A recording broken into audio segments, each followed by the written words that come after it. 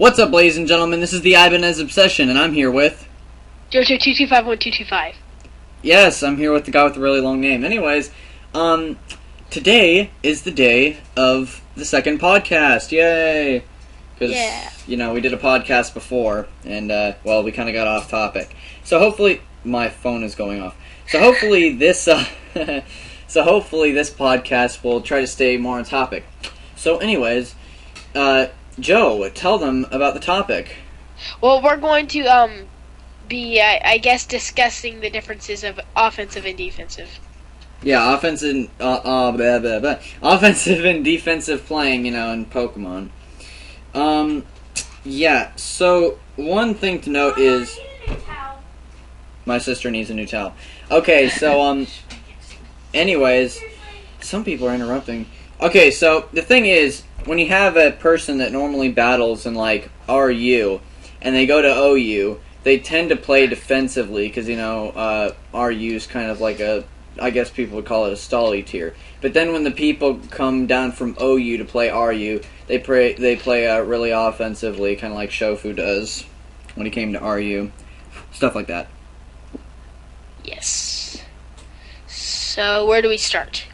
Well, we're going to talk about why I decided, or why we both decided to do this podcast, and that is for one big reason. Joe, what is your favorite way to play? Offensive. And I play defensive, so that's why we thought of it. It'd be a pretty good contrast to think about. I have dust on my keyboard. Okay, so, anyways, now that we're done with that, basically the main difference is strategy and stuff like that. I mean, people find playing defensively to be a little bit more difficult for some reason. I don't know why, but I play it all the time, so, yeah. So, wait, explain your opinion on playing defensively first. Like, why I like to play defensively? Yeah. Well, the main reason why I like to play defensively is because it's just considering a lot more people out there in the Pokemon battling community will battle offensively. So it kind of gives me because I've found that if you battle defense does beat offense when it comes to if you have, because pretty much this one team that I made, it has a record of now it's 12 wins and 1 loss on PO. So it's a really great team, and it's completely defensive. Like, there is no attacking to it except for a Rodon that has Thunderbolt. But that's and then a bulk-upping Girder.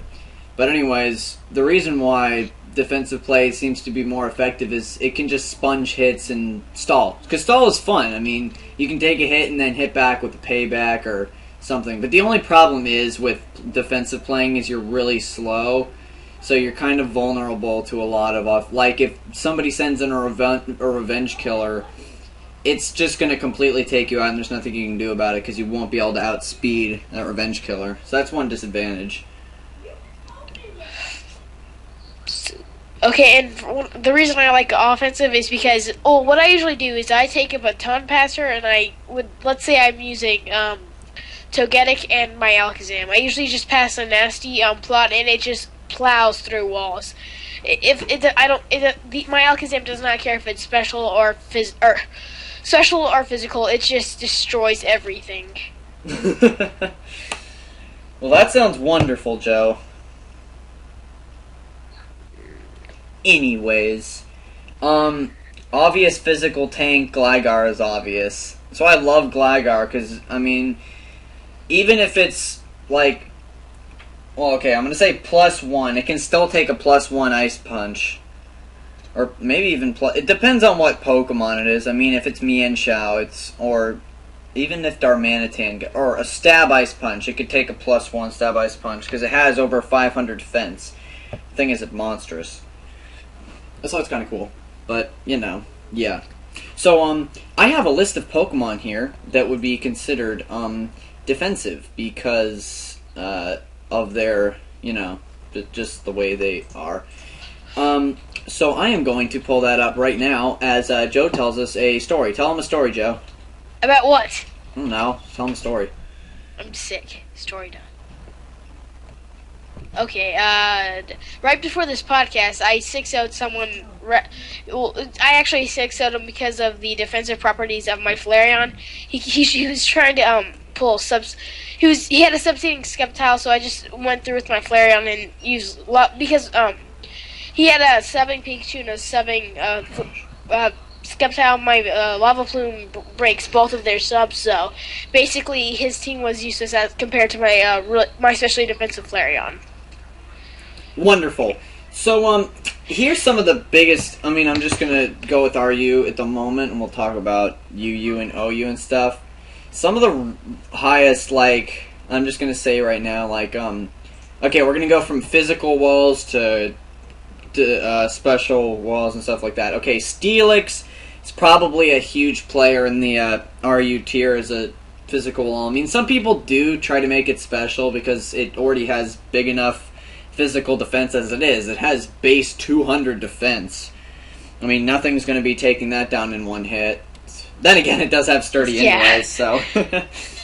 But, so that would be a main player. And one you don't see as often, which I really think should be a lot more common, is Regirock. And I don't know why, because in Sandstorm, at least, that thing could be really effective. Bring it to UU, and it'll just take any attack. So, yeah. That would be those two. And continuing on, Aggron's also another good one, coupled with either a whatever that berry is that has fighting. I don't even know what that is.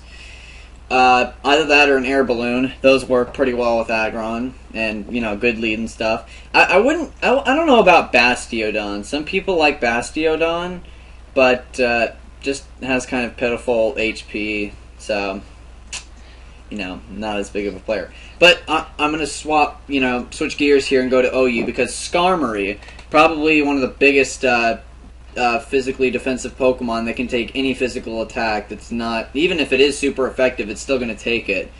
It's a monster in the OU tier when it comes to defensive playing. So if I ever played in OU, which I don't, I would definitely use a Skarmory. Yeah.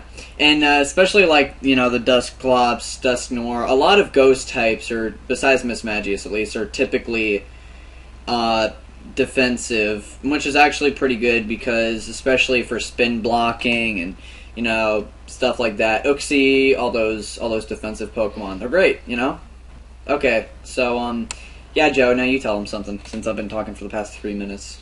Okay, well, usually with offensive Pokemon, if I don't know what to talk about. I don't like being pressured. Okay, well, Joe gets pressured. While he's getting pressured, I'm going to talk about some more attack-wise Pokemon.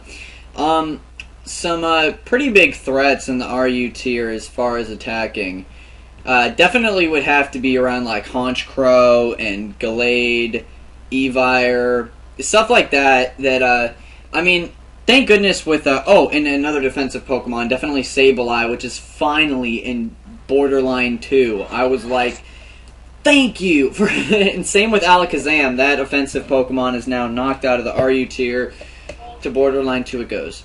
Much to the disappointment of, all those RU players that, are having a great time, stuff like that. But, oh well. Oh, and definitely Swallow. I will definitely say Swallow, because that thing with Guts Boost is officially broken. I mean, there's nothing that's going to be taking a Facade, unless it's a Steelix. Then it will take an attack. I'm just going to pull up some offensive Pokemon in RU, because, or RU and NU is my pretty much my favorite tier. I do not like, I will sometimes play UU, but I absolutely hate OU. I mean, part of the reason why I don't like OU, it is not as bad now that Excadrill and Thundurus are now banned from it, but, and I'm not saying I don't like it because it's too fast-paced for me and I'm a noob or something, duh. No, I just don't really like it because it's just got, I can't be original in OU. In order to win in the OU tier, you must have at least one, or at least half a team of completely hoary Pokemon, and I just don't like doing that, guys. I like being original and stuff like that. I mean, it's like an RU if they had the option to. or if people actually did it, you know, you could have a Sandstorm with something other than T-Tar. You could have a Pokemon with a Sand Rock or whatever it's called. I don't even know what it's called, but it's the thing that boosts Sandstorm to 8 turns. And you could use it with something other than Tyranitar, and it would be kind of useful. But it's just, you know, you see way too many T-Tars, Ferrothorns, all those things. Yeah, Breloom, definitely Breloom. That's why I can't stand it. Oh, by the way, yeah, Whimsicott and UU. What were they thinking? I mean, you know, it kind of does make sense because there are, you know, Pokemon. I think the main counter to Whimsicott would definitely have to be Pokemon with Sap Sipper. That would be, I don't even know. That can pretty much change a defensive Pokemon to being an offensive Pokemon right there with a boost. Like Gastrodon, for instance, can go from being defensive to offensive with a Storm Drain boost. Wait, doesn't Sap Sipper increase attack? Yeah. Well, then wouldn't that pretty much useless because Whimsicott has Prankster with Cotton Guard, and that dramatically raises his defense. So, pretty much it can wall physical attackers. Yeah, but I really don't see too much. I mean, but the thing is, Sap Sipper Pokemon are pretty much complete checks to him because even if it does get the Cotton Guard, it doesn't matter because then something such as Sawsbuck, for instance, could set up Swords Dances. It would be at +6, and Whimsicott couldn't touch it. Well, yeah, I mean, that would make sense, but okay, wait. You can't Leech Seed it, you can't Spore it, you could sub on it, but what are you going to do when you're behind the sub? Start setting up Cotton Guards, whatever, it's got Swords Dance. But, yeah, Sap Sippers and Storm Drains, they can pretty much turn a defensive Pokemon into offensive just right there. So it's kind of cool when you think about it, how that works. But, yeah. So, I've been talking for a while. Now it's Joe's turn. No pressure or anything. Okay, well, I don't have anything against defensive Pokemon because I usually use them to set up for my offensive, like my Togetic. It's so hard to kill. Yeah, that's a big defensive wall. One of my best walls would be my Tropius, which has its harvest. It's max HP, max defense, bold with a Styrus Berry. It's really hard to kill in one hit. I always seem to forget Arcanines can one-shot it with a Flare Blitz, so... Yeah. I don't know, one Pokemon that I always used to use, it was like my favorite for a long time, it was really defensive. See, that's how I knew that I was going to start playing defensively when I had Pokemon such as a Walling Shelgon, and... I mean, it was really original back then. I had a Shelgon, I had an Exeggutor. I wouldn't say Altaria is super original, but still... I really don't understand why people don't use stuff such as Tropius and Exeggutor. Tropius should be banned altogether from RU or even UU. The thing can be completely broken if used correctly. Just you got Leech Seed coupled with Harvest Citrus Berry, they even substitute, you're set to go unless there's an ice type on the field. You can completely sweep somebody with a defensive Pokemon, which doesn't even make any sense. And even that thing gets Dragon Dance with, so Dragon Dance and Lumberry, that thing would pretty much be able to set up on so many things. But who would run Dragon Dance under Tropius? That'd be kind of cool, though.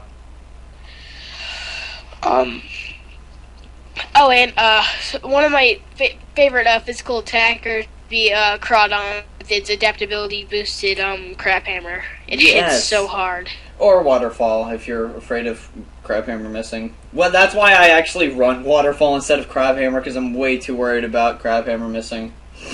Oh, I've also done this thing with Gravity, because when Gravity's out on the field, Crabhammer has 100% accuracy. Really? Yeah. That I did not know. I am going to consider that for a new team sometime. Maybe. So, wait, let me find Crabhammer real quick. He's going to find Crabhammer. I have used a Crawdon before. It's pretty cool. It is a great offensive attacker. The only thing is, it doesn't get priority, which kind of sucks, because, you can set up a couple DDs, and then something with priority could come in and kill you, so...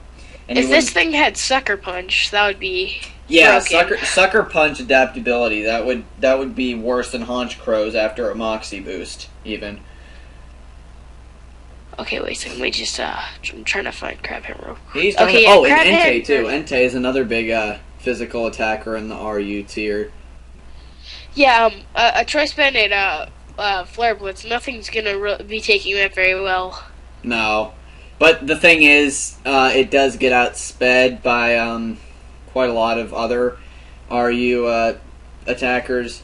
And then again, Gligar could take it, I wouldn't say too well, but it could take 2 hits, which would be enough to, I don't know. I mean, no, it could just start roosting on it if you don't send it in, and you just send it in after something dies. It can just roost all the time on the Flare Blitzes and just take it all day.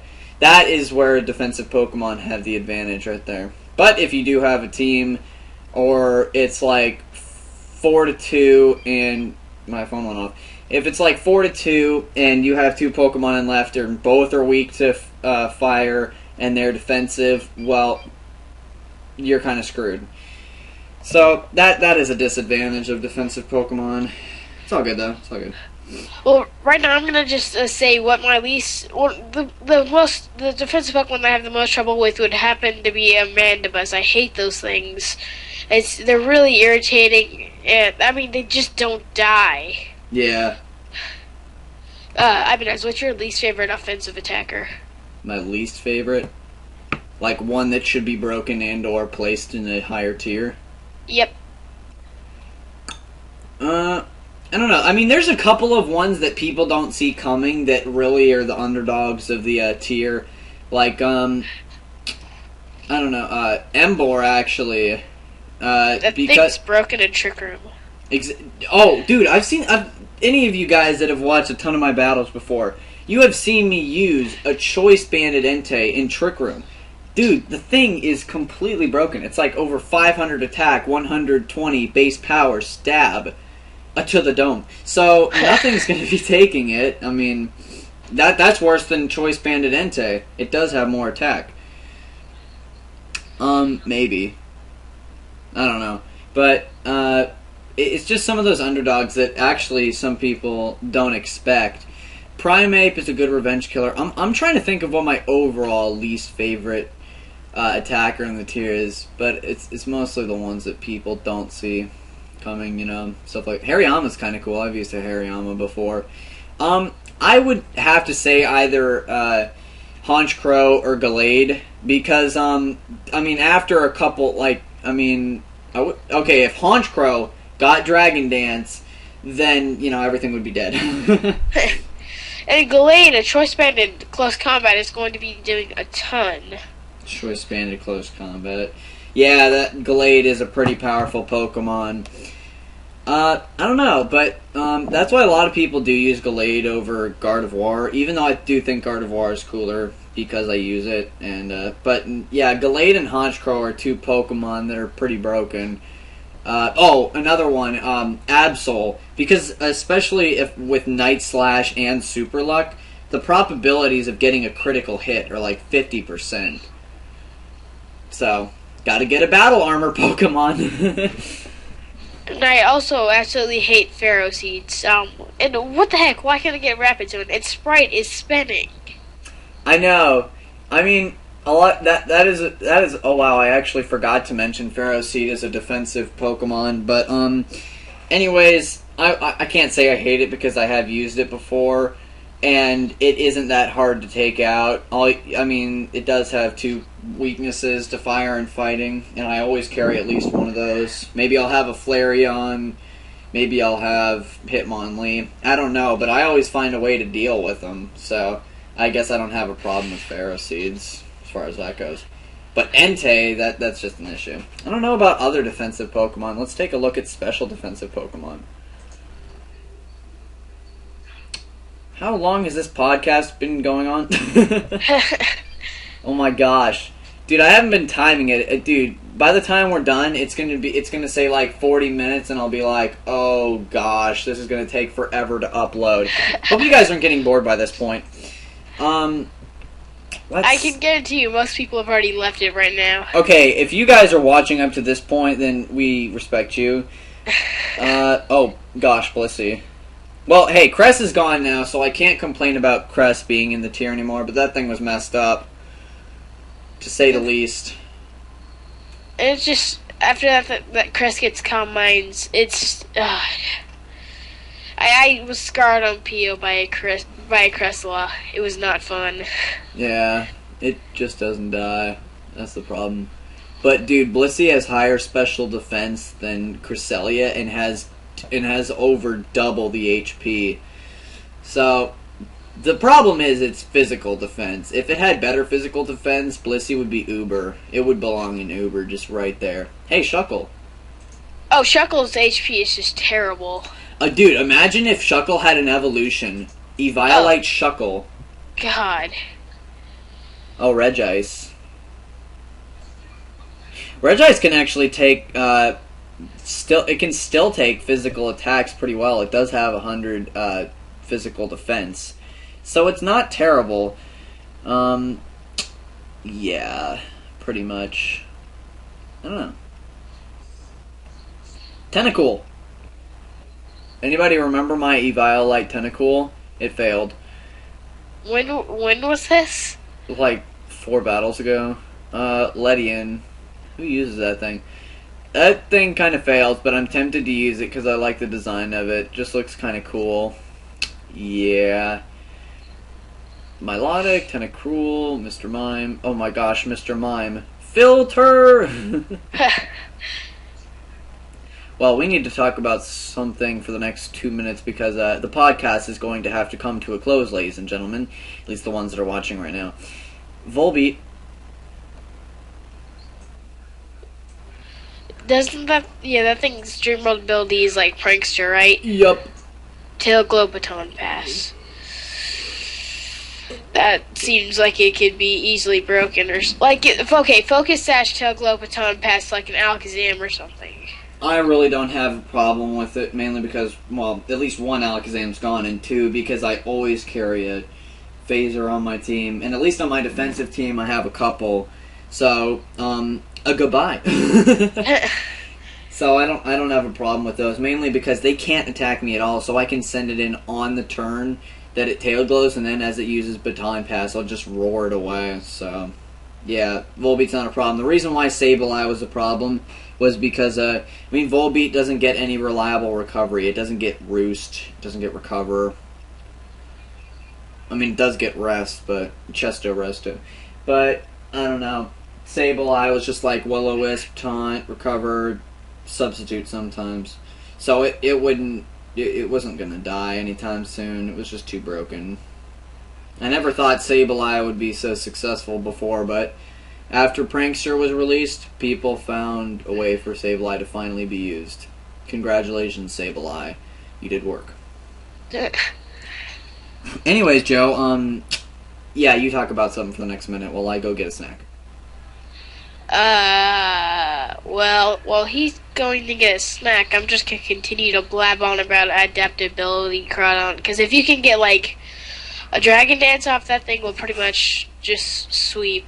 But, well, it depends if there's going to be something on someone's team that's most likely going to outspeed it, but still very powerful. Well,